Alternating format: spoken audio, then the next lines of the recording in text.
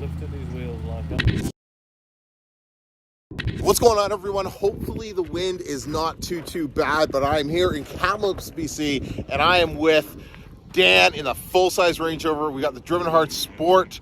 We got Shed Lock. We got Steven in his new D5. It's meant to be, isn't it, I suppose, you know, it's designed, I know that. And then we got an older Sport there. And we are gonna have some fun today on the channel, right? So stay tuned, it's gonna be a blast.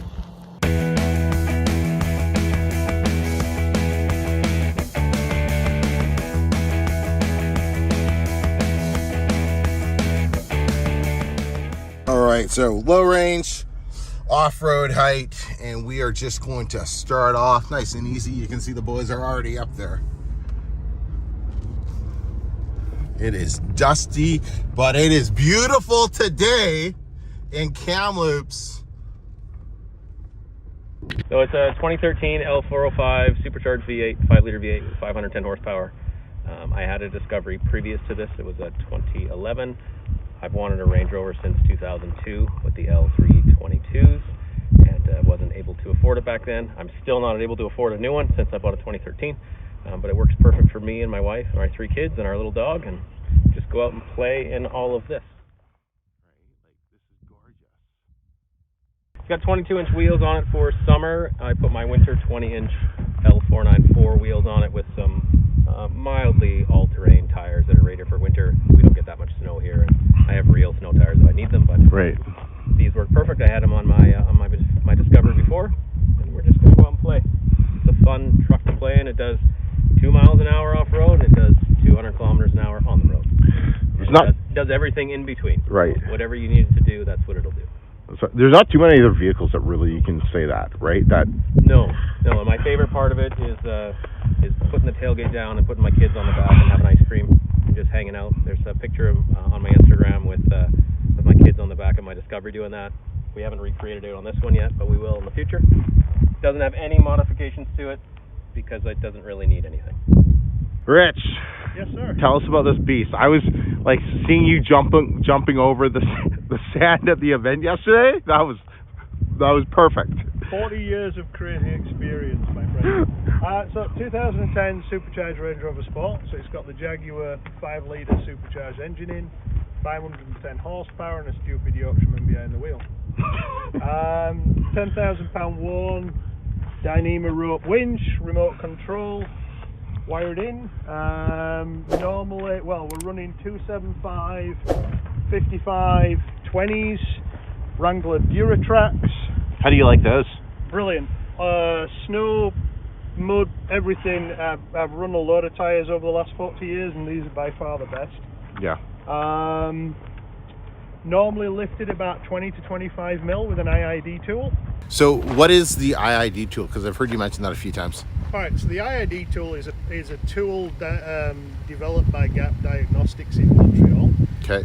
It plugs into the ODB2 port of your Land Rover or Range Rover, allows you full access to all of the controls of the vehicle. So if you want to upgrade a radio, modify anything, or what I normally do is like calibrate the suspension. So I've got a supercharged Sport, so during highway riding I want to keep it low, so I actually have it as stock normally on the highway.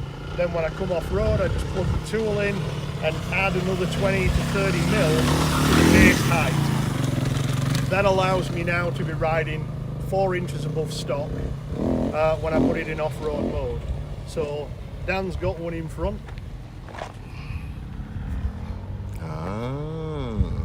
So they're a chunk of change. I think they're about $700 or $800. They are by far the best tool I've ever had, and I've been driving Land Rovers for over 40 years. So any troubleshooting, any issues that you've got, remapping of things, if you've got, like your suspension goes out, you can recalibrate it. Basically anything. The 3 front vehicles, we've all got the same tool. So brilliant. Anyway, that's my sales pitch for Gap Diagnostics. 2 thumbs up.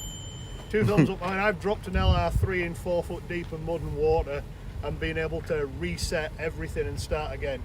So anyway, so On this, we were going to show you where the winch control goes. So it's a 10,000 pound warn with remote control. On a supercharger, if you look, it shows that you can't actually fit one. So you just have to space it a little bit further in front of the intercooler. It's about 3/8 of an inch, but it fits. But then this is where the warn control is. And so I actually use a remote control, wireless remote control, but I can then charge it off there. So tight fit, but it does actually fit. Excellent. And that's it. Fantastic. Are we going to be using the winch today, do you think? It depends on if you get stuck.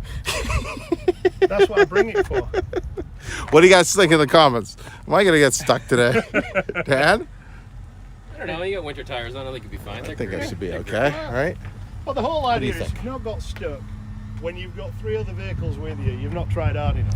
And that's exactly the point. There is Right. there is some clay and mud up there that the mud guys go into. So Yeah. I mean, you could probably rip a bit more plastic off your truck.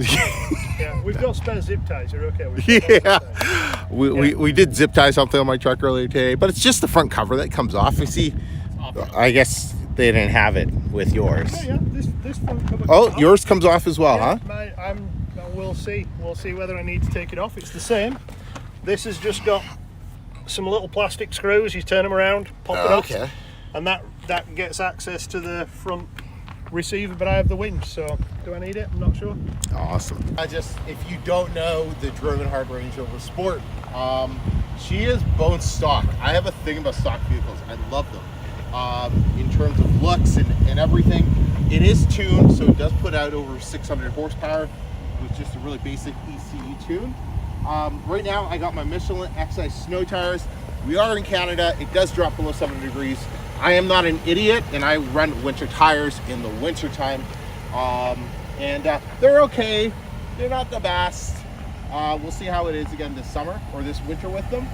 But yeah, like she is, what, 2 years ownership, 81,000 kilometers. Had a couple hiccups with her, but it's mostly stuff that I've, broken, to be honest. But I couldn't be happier with her. Yeah, she's awesome. She's got me up things and down things that I didn't think was going to happen. And I think today should be like any other day. We'll go up and down things that we're like, how is that possible when you're cruising down the highway, the day before doing like 170 kilometers an hour. These machines are just so impressive. And my goal for everyone here is that you're watching these, and whether you're owning one, you're thinking about owning one, you just go pick it up and then you take it off road. You go find some buddies like we got here hanging out, and just enjoy them. Don't be afraid about getting them dirty. Don't be afraid about any of that stuff. Just get them and enjoy them, because that's exactly what they're designed for. If you look here, I've got low range, grass, gravel and snow, because it's loose loose material with solid underneath, and then both diff locks are in. Raised suspension. I might just flip it into D1, recommended starting in 3rd gear, it says here, but there you are. So that's what we're up to. All right, carry on. Carry on.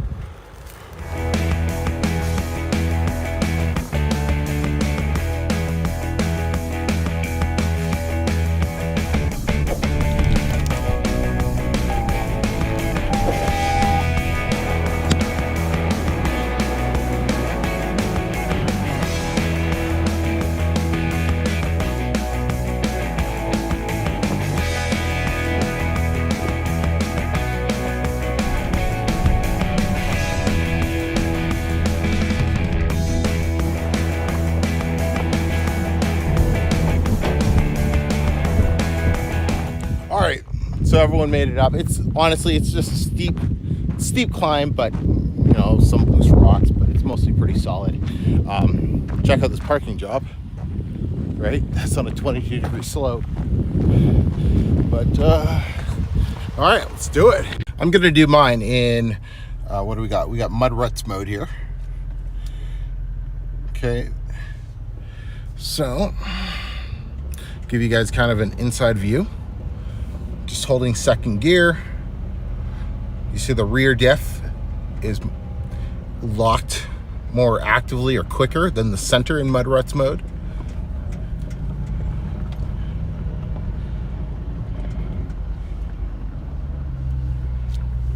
drop it to first.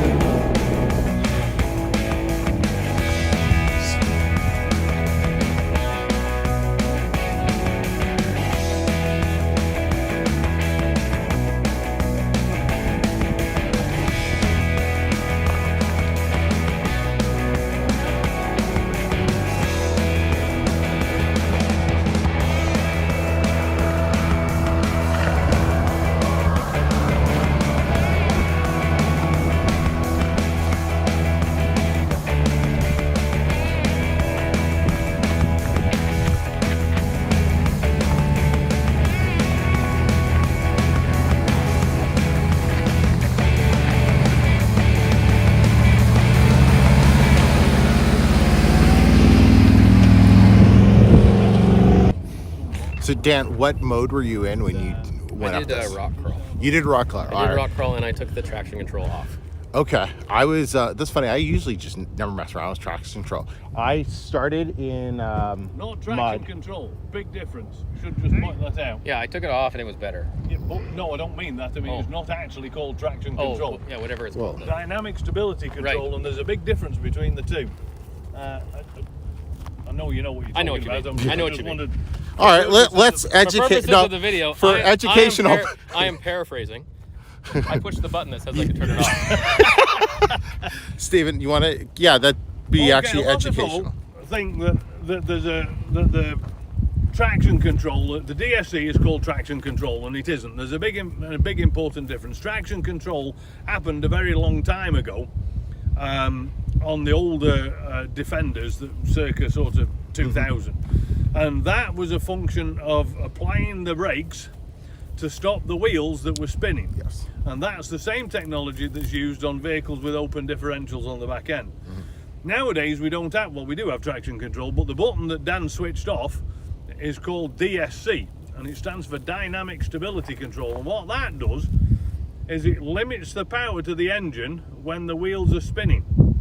And on a hill climb like this, that can sometimes be counter-effective, because when you need the power, it's not available because the engine has identified that there's some slip happening. And so Dan was quite right in this case in turning that off, because if you switch that dynamic stability control off, you don't impede the engine, and when you need the power, it's available. Traction control works sort of in conjunction with DSC, and that allows a little bit of slip on the wheels or no slip, depending upon how sensitive the ABS cuts in. And nowadays that's a function of the TRS mode, not a big knob that says traction control. So let's try to find some scenarios. Paraphrased. Okay. Yes. Yes. If I had a beard and a hat and the accent, I would have had that explanation perfect. Mine, traction control. So let's try to find some scenarios where I can challenge this, because I just tend to leave traction control on, and I'll switch through the modes and just let the computer kind of figure it out and bring me up. Usually speaking, that's the best technique. Right, because I The didn't. reason for that is because Yeah, like I don't think I had any wheel slip. I think at the very end, I could feel it. It started making the. Oh yeah, but you have winter tires on. It's totally different. well, So much grip. in fairness, Dan's right. I spun a little bit, so did Richard, because our tread's quite aggressive, and on this loose stuff, it's designed to pick stuff up and scooch it out of the way, which it is doing, which is why we had a little bit more slip. Your tyres aren't like that. Your tyres are too tightly packed, the small sipes, so there's nowhere to spit stones out of the way, and it probably just crawled up a little bit more nicely. Really. All right, well, let's just find a way to get the three of you stuck, okay? Let's go.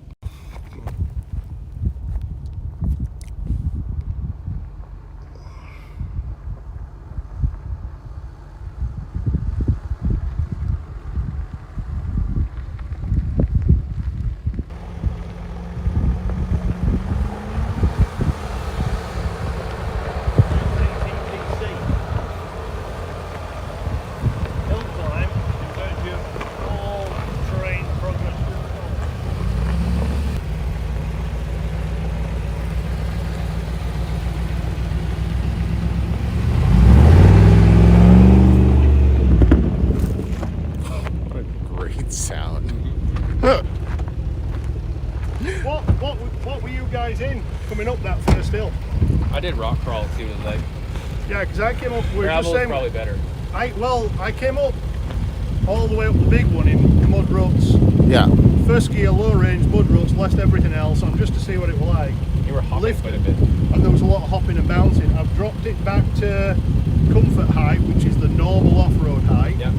Put it in grass, gravel, snow, and there's like no slip, nothing. It was so smooth coming up there. I'm gonna switch it over to gravel, grass gravel. Yeah. So this is something, I don't know whether you're videoing, but one of the things Steve and I have been doing is taking these out and playing with the different modes, because every single one of these cars is programmed differently. So your terrain response, we found this LR3, LR2, LR4, and L322. They're all programmed a little differently, and so it's worth taking them out, playing with the different modes. So like we're saying, coming up that hill, I was in mud ruts, Steve was in grass, gravel, snow, and depending on what mode you're in, it does change the vehicle dramatically. So it's worth going out and playing just so that you know when you need it. Chris, I don't know whether you want to do this. Come back up, have another go at that hill again, but do it in grass, gravel, snow for scale or range. Oh, well, that's what I came up in. So you know already. I was in grass, gravel, snow as well. You were, and so just you two with the. I put it in rock crawl. And you were in mud Mud ruts. ruts, yeah. I think that's why I was bouncing a lot. Well, it'll stiffen the suspension up, you see. Yeah. That's the point of it. That's the thing with that one, it lifts everything straight away. So I dropped it back to comfort mode and left it in grass, gravel, and it seemed to slide up there a lot nicer. So if you want technical, we should go back down. Let's go down there. Let's now, go down here. One of the things that would be interesting to do would be to just test the difference between engine braking and the hill descent control, because I've always found hill descent control in certain circumstances can let you get carried away, especially in slippy circumstances. Okay. Because one of the downsides to hill descent control is that if you engage it on slippy circumstances, the wheel has to spin before it lets the brake off. And if you're using the brakes to slow your descent, the problem with that is that when it's spun, it's too late and you're losing, you're gaining speed. Whereas with just sticking it in first low and crawling down, you've got the engine, and it doesn't matter how many wheels, well, 4 wheels spinning would be a problem. I've never had that. Yeah, like the only time that I didn't. No, you know what? I've always used hill descent D2, control. Disco Like it's 2s, when hill descent first came in, Yeah. they were bad for it because they were too quick. yes. Now with these newer ones, you can use the cruise cruise control to slow it down. So if you've got, you're right, hit first gear, low range, but leave hill descent on, get your feet off the pedals. I think that's the hardest bit, is remember to take your feet off. Now I came up this bit here, and years ago when I had the Range Rover, I used to put it in first low and it would crawl up just on the idle. Right. But because of the slushmatics that these have, I put it in first low and it just got to 3% and gave up because it needed power in the torque converter, you see, which is interesting because that eliminates a certain amount of your plodability. Where in first gear low you can take your foot off everything and just plod up something, but it actually needs throttle even with the diesel. All right, let's head down there.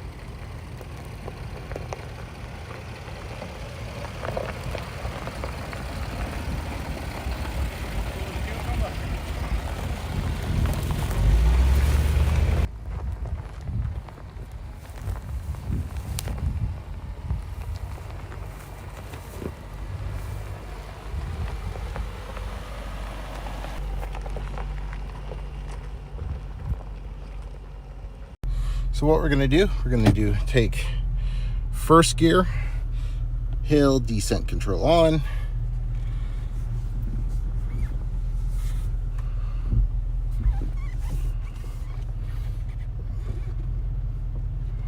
And I'm just going to make sure, so by hitting minus, we're at the slowest possible speed. I'm gonna take my foot completely off the brake, and you can see, there it is, no brakes here. I'm being held at basically about 3 kilometers an hour on I think he said it was about a 21% decline here. 14 now. Just creeping along.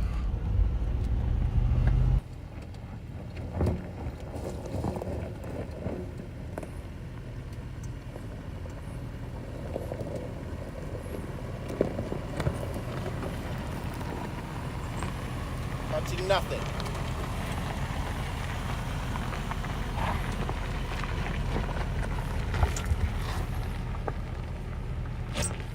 All right, bit more in-cab view here. So same thing, I'm just gonna put it into S1, low range.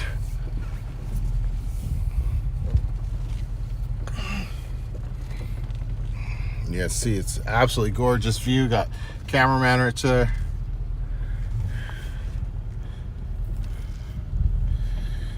All right, here we go. 17, 18, 19. No brakes. Just point and steer. And look at that. I'm so comfortable at this speed right now. Right? Look at this. I wonder if I switch modes, if I go to mud ruts, what's going to happen? Same speed. Same speed. It didn't really change anything there. I'm just going to go back to grass, gravel, snow. And that's it.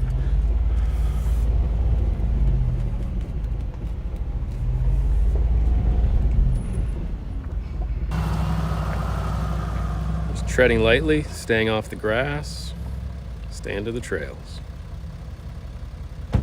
I didn't have a very good experience up there. Oh, and I've missed it. How did this come down? All right. Yeah, it's just fine. No hill descent control. Right leg's probably burning. That's interesting. I was 6 to 7 kilometers an hour, no brakes, just the engine braking, so not using hill descent control. So it basically, using hill descent control, reduced my speed by half. You can also increase your speed on your hill descent control with your cruise control buttons. Yeah. But that's yeah, no, that's kind of cool. Well, it is, but if that was slippy and covered in ice, then your hill descent control would scrabble for traction. You know what? Because your brakes would slip because the traction on each individual wheel is not as good as traction on all 4 wheels. Right. So when you're using engine braking, you have four-wheel traction because you're decelerated using your gearbox. Yeah, no, 100%. You know what? I don't have enough snow driving experience to comment about that because you're the, you know. Well, Alberta, are you in a race suspension? Are you? Oh yeah. Yeah. See, I must have taken a different line than you because I ended up coming down there quite sharply because it skipped over something. Oh, did it? And shot off a bit. Yeah. He'd be fine in winter. He's got winter tires. Yeah. Yeah. So.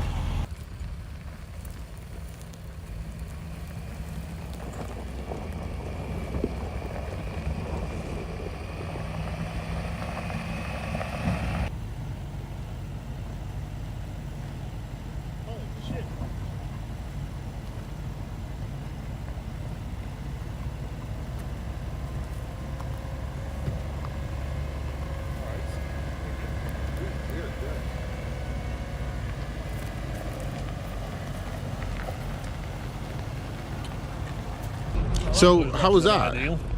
What speed were you at with that? I was at about 8 or 9 kilometers an hour, which is a bit faster than I would have preferred to come down. But again, Were you low range grass gravel snow S1?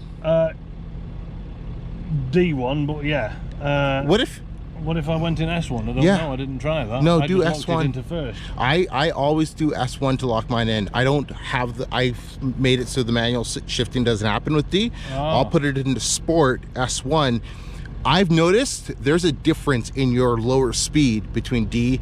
Okay, we got to try that. Let's just get it on camera. Absolutely. Hey. Will always start in second. Go back, back upwards. backwards. Up that? Yeah. Yeah, that'll, yeah. I was moving out of the way when you... Here, yeah, so you want to maybe...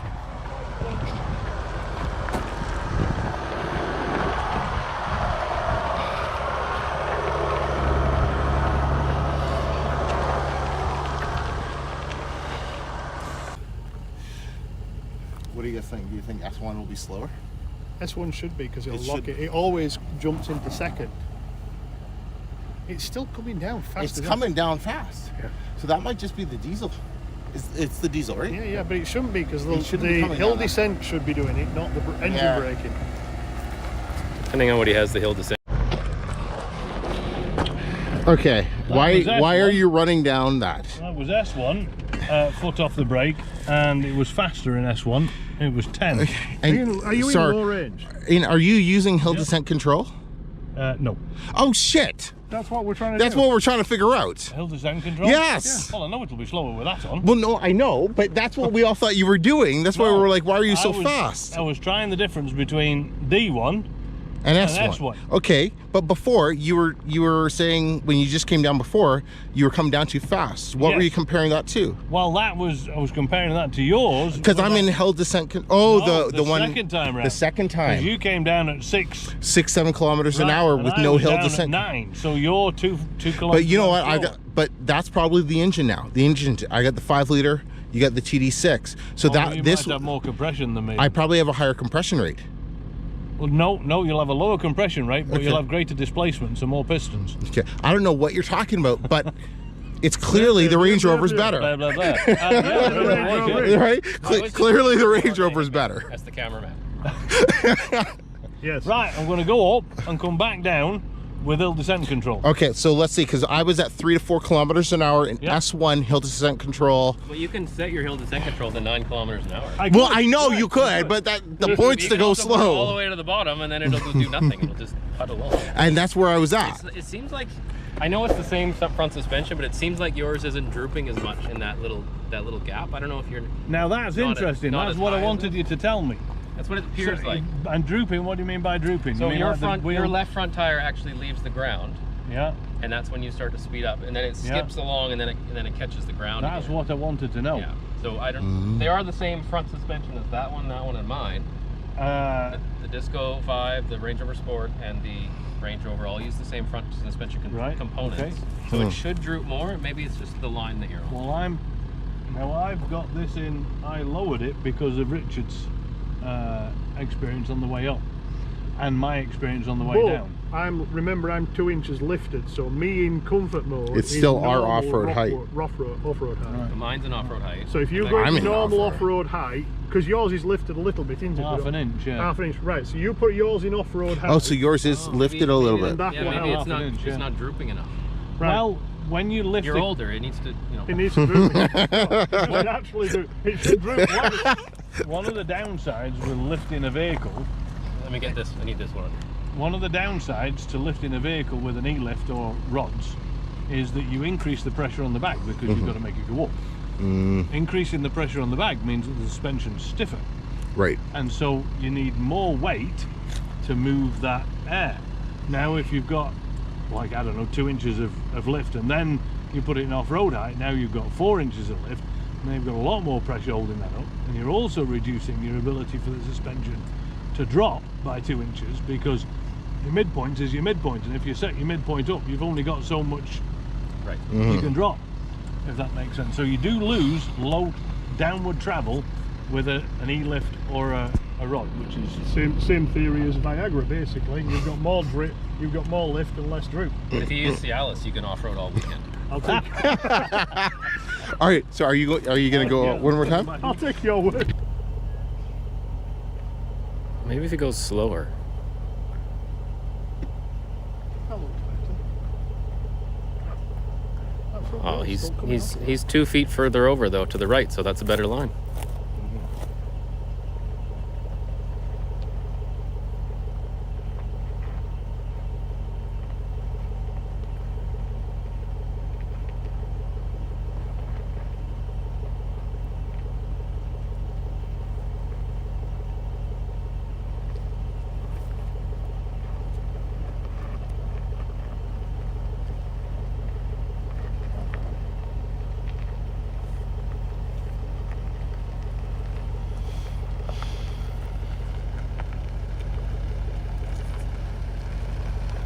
Do you want to know an interesting fact? Was it operator error? No, but do you want to know an interesting fact? Your Hang on, rear let's video. differential lock doesn't lock in reverse, Really? It was staying open. staying open all the way up, which is why when they got halfway up, You got it. You started spinning. Isn't that interesting? Now I was wondering, should I just do that same line in reverse to see if there's any What difference? Because now yours is newer, so it will have newer TRS programming, right. and mine is, what's yours, 2019? 19. So yours might have a slight update. I don't think there'll be much in it. There shouldn't be a massive. And what year is this one? 2018. There shouldn't be a massive update. The other thing that I was going to mention to what you mentioned, and you were talking about with your engine, is that this diesel weighs more than yours. That's So true. I'm wondering whether they've got different suspension programming for the front banks. Your Because it has to lift more your front tire didn't come off the ground only for just a split second. on this way down. But you also took a different line. You were about 2 feet further over to the right, so Yeah. you took the right line, Yeah. the correct line, and it was much better. Yes. Okay, let me go in reverse. You wanted to drive on the English side of the road, and it was wrong. Yeah, I know. Well, I was trying to make it more difficult. This is how you brake a $100,000 car. Now, we did just notice when I went up in it that when you back I would up, not take the all line the that goes difference right up all those is loose that rocks, but the rear differential that's just me. does not operate on the way up, which is interesting. So I'm going to see There he how goes. the method goes on there. Now he's lifted his wheels like I did a bit, but I would say he's got more control there. Perhaps he's chosen a different line. But I don't know if he's choosing a different line or if it's choosing it for him. yeah, maybe.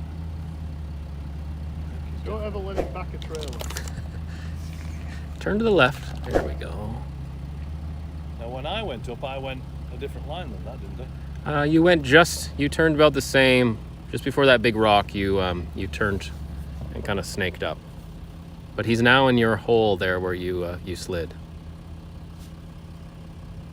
Keep going. We'll give him a thumbs up. Yeah, keep going. His wheels are already scratched, so the worst that could happen is already done. Keep going. So is that where I was digging a hole? Yeah, because the back right tire Yeah. actually comes off the ground there. Yeah, it does, yeah.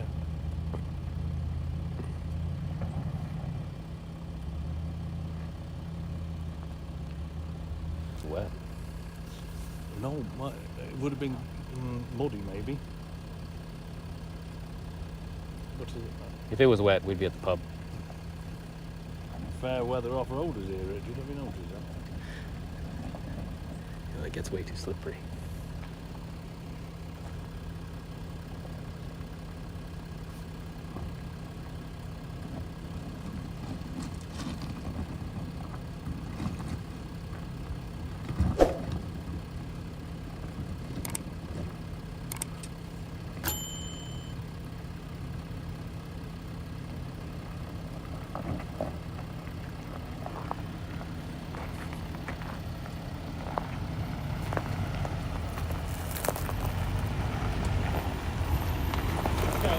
So that was, sorry.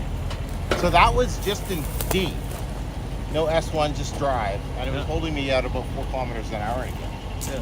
Well, it will do because putting it in S or D1 doesn't affect, that's not your constraining factor. So it's your not. Constraining factor is your descent control. You could put that in D8 and it'll come down at the same speed.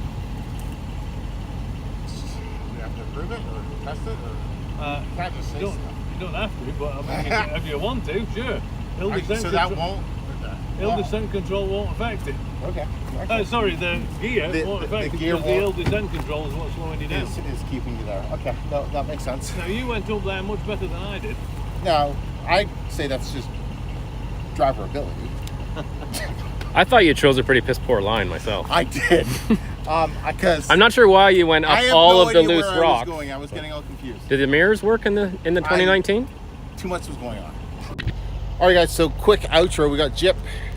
Looks like siding on a slight upgrade there. Yeah, it looks like it. All right, he's going for the supercharged Me dog. So we were talking about having some differences with engine braking and downhill assist. What's it called? Hill descent control. Hill descent control. So that was kind of interesting. And hey, I tested it out. You were right. Don't tell him that. I know. Hey, what did I just God do? help us. Said it everywhere. You were right. Oh, Lord. Steve, I tried link to this put it video. into higher gear. Yeah. Well, it was going down the hill on downhill, and it only goes to 4th. Right. It won't go. It won't go anywhere Past past that. However, when I put it in 3rd, of course, it dropped a gear, so it slows down more. Put it in 2nd, so gearing up to, I guess, 4 will play some sort of role. Mm-hmm. But I think that is more because it's telling the engine, right? Not so much the actual gear. But. Yeah, I think that's possibly right. The technology will figure out the speed anyway, so it'll incorporate all systems to provide that, I think. I did notice that the rear differential lock doesn't work in reverse, And that was the same for me when we were going up that hill. I saw it, and the center was full lock, but the rear just stayed open. Yeah, that's so interesting. I wonder. Well, I can't see the benefit for that, to be honest. I mean, it would because we were picking a wheel up at that point. It would have been nice to have that rear diff lock in play. It would have helped to reduce the front wheel spin, I think, because both wheels would have been pulling. I don't know if it would have helped reduce the front, but no, that was interesting. I've never noticed that before. I've never gone backwards like that before as well. So, I have noticed, and we've just mentioned this, Richard and I, when you drive around in D, in grass, gravel and snow, quite reasonably because it wants to avoid slip, it shoves it into D3.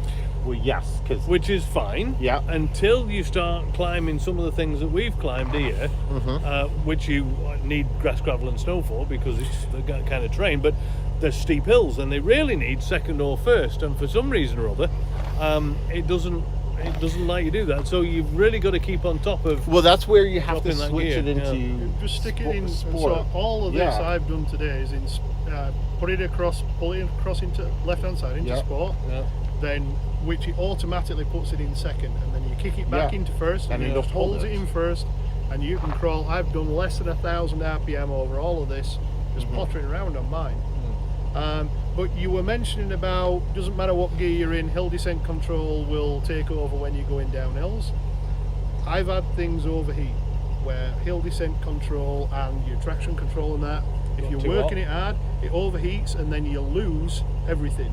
So while we're on a video and people are watching us, stick it in first. If you're going down a steep hill, just put it in first across sport mode first, low range.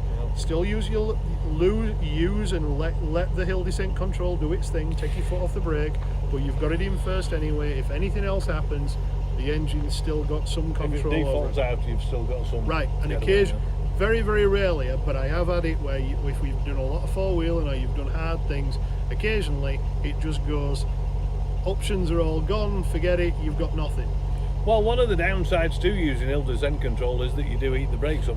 Less of an issue when you've got big calipers like you two, but more of an issue with the diesels, which have the smaller calipers on, because you've only got so much brake disc there. I mean, it's fine in this weather, it's only about 0 degrees, but or whatever it is, 10 degrees or whatever. But it could be an issue that, you know, with a smaller brake caliper, you're likely to heat up more quickly, I would say. Okay. All right, man. Well, hopefully I can get out to Alberta and we can play in the snow. We have somewhere for you to come and play. Yeah. We do. And we will use the winch, and you will need more new zip ties. We will get These guys, huh? New zip ties. Now, I've noticed that you don't have a rear recovery point on this. Is that something you're going to modify? So the rear recovery point is actually behind so you can pull that this off the removable rear panel. Yeah, so it's behind there, and then I keep like I got the shackle in here, and just boom, then good to go. I didn't know that they had one of those. Because mine's got a tow bar and so is his. So, and you know what? I'll probably opt for a tow bar next time, because it's a hidden deployable tow bar, and you can really use that, can't you, as a recovery point as well? Or I know not the ball. Not the ball, but you can get a 2-inch with a D shackle on it. Okay. Both of ours have got a big ring on the back anyway, right. So that's what I always, because normally I'm snatch pulling, so I'm using a snatch strap, which is a lot more. Snatch strap's actually kinetic better. stroke, a kinetic rope. That's the one. Kinetic strap. Must get one of those. I'm showing my age now, but off that big, and if you want, we can show you. My Mother's Day present from my children. So this is where joy of one, and then you've got. This is where you put your 2-inch receiver fitted, okay. But I normally have a D shackle in there, and I pull straight off that. Yeah. So if I'm doing any off-roading, I'll use that ring rather than pulling off that. Okay. It's one less joint, one less connection. And I actually, when I'm following, you'll see it on your video actually.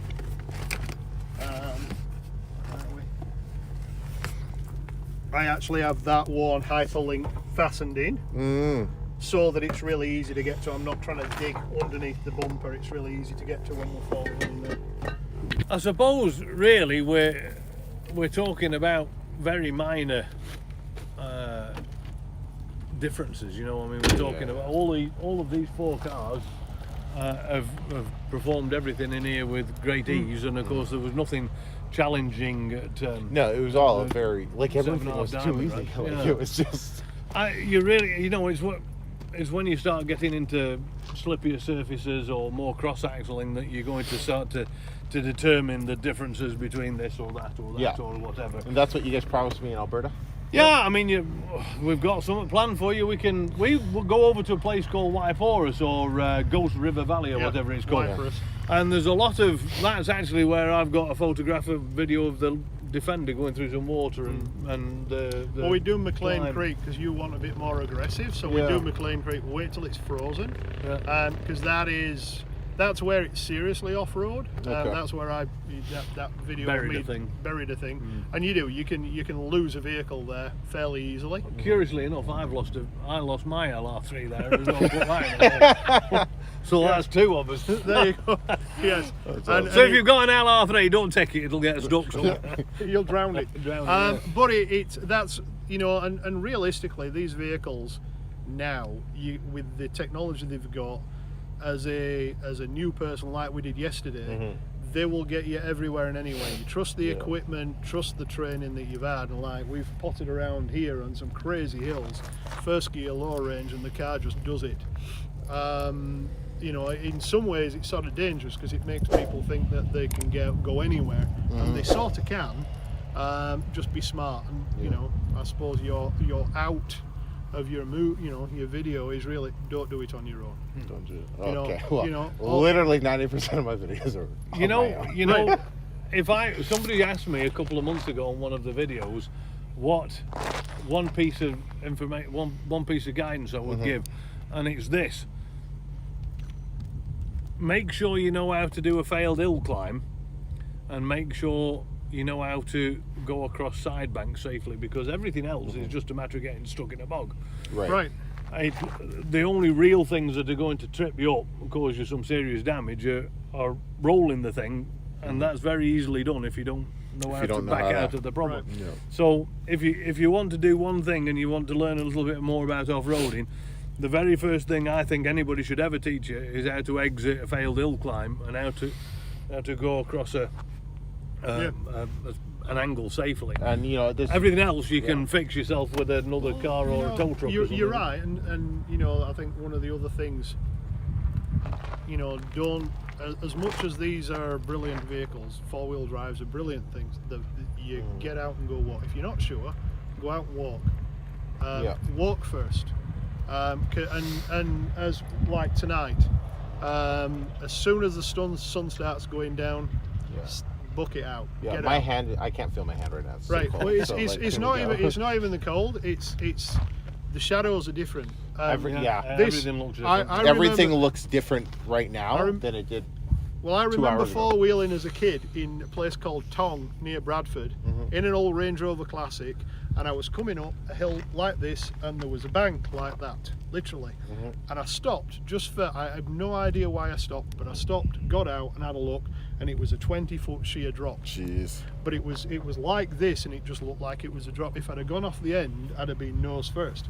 Crazy. So, and that was one of those, I have no idea why I stopped to have a look. I was prattling about with a friend of mine as a kid, as you do, and that was always a note to self: stop and get out and have a look, especially when you're in dusk like this, because you can't see shadows. Sweet guys. On that note, we're gonna take off. I'm freezing. We're hungry. I'm freezing. I'm from BC. These from softies Vancouver. from Vancouver. Oh my god! Like, Like, I'm like, We need to get into Yorkshire. That'll freeze him up. He'll never work again. All right, guys. Let us know what you thought of the video. Like it, please. Appreciate that comment, and I'll link to Steven's channel. Do you have a channel? No, I don't know. He's anti-YouTube. No. I'm just stuck between two YouTubers. A rose between Till two next time, thoughts. everyone. I'm between Rebecca. two thoughts. Let me know what you're driving hard.